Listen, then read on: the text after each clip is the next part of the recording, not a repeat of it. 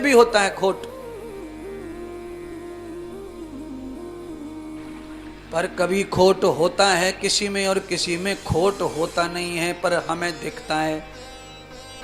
क्योंकि कभी कभी होता नहीं है तो भी दिखता है, जैसे सपना होता नहीं दिखता है।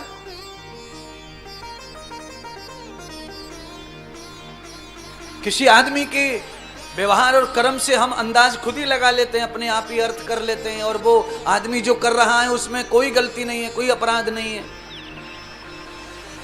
पर हमने अर्थ निकाल लिया, ये अच्छा नहीं कर रहे हैं, इन्होंने अच्छा किया नहीं है। ये सब फिर हमारी मति पर निर्भर है।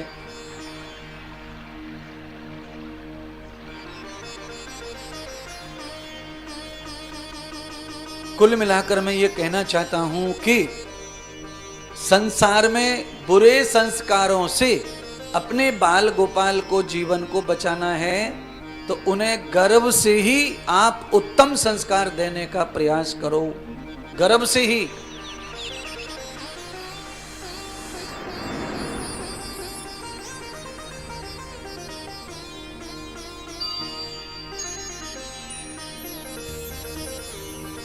कोई मेरे पास में आए थे गर्भ संस्कार कराने के लिए,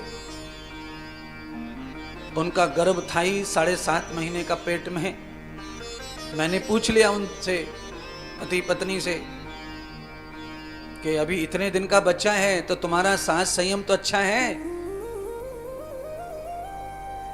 कब से ब्रह्मचारी हो? तो उन्होंने सच बोल दिया, झूठ तो नहीं बोला।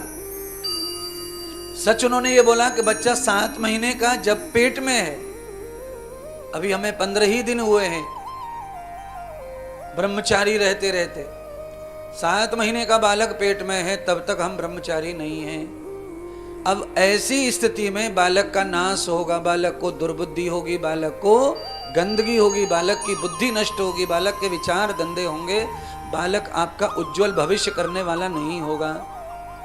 और वही बालक, मां गर्भवती हो जाती है, उसी समय से परिवार में दोनों पति पत्नी संयम में रहते हैं, यज्ञ तप जप करते हैं, वही बालक गर्भ में रह करके अच्छे मटेरियल से तैयार होता है तो वो अच्छा बन के बाहर आता है। प्रहलाद ऐसे मटेरियल से तैयार होके बाहर आए कि उनके ऊपर किसी दुष्ट का कोई प्रभाव नहीं पड़ रहा है। संडमर्क शुक्राचार्य सब थक गए, विष्णु के प्रति बरगलाते बरगलाते, बिगाड़ते बिगाड़ते, पर बालक के ऊपर कोई असर नहीं पड़ा, कोई रंग नहीं चढ़ा। क्यों? क्योंकि नारद जैसे गुरु गर्भ में ही मिल गए हों, ऐसे बालक पर संसारी गुरुओं का कोई प्रभाव गलत नहीं पड़ने वाला है। कितने भी गुरु मिलेंगे पाखंड करने वाले, नहीं फर्क पड़ा।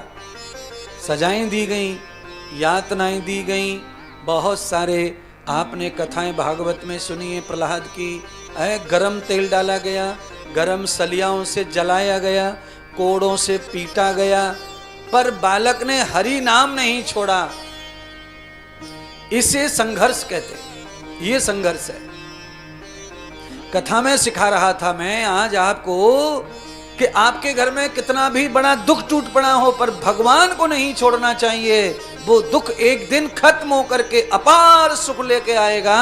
प्रहलाद ने भगवान को नहीं छोड़ा, इतना त्रास, इतना दुख, इतना क्लेश झेला, और आखिर में अभी अभी जो पर्व गया है होलिका का, दिति की कन्या हिरण्यकश्यप की बहन होलिका ने उस बालक को जलाने का प्रयास किया था, पर वो स्वयं ही जल के राख हो गई। सत्य के आगे पाखंड, सत्य के आगे संघर्ष, सत्य के आगे षड्यंत्र नहीं चलते।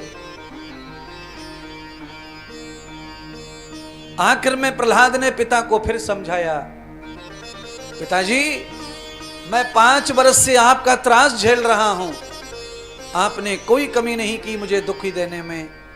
आज मैं फिर भी पुत्र होने के नाते आपने मुझे दुनिया दिखाई है।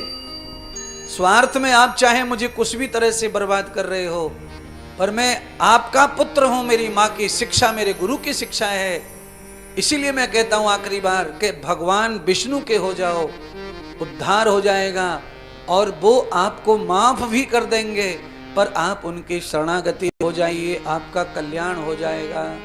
तलवार निकाल ली हिरण्यकश्यप ने, मूर्ख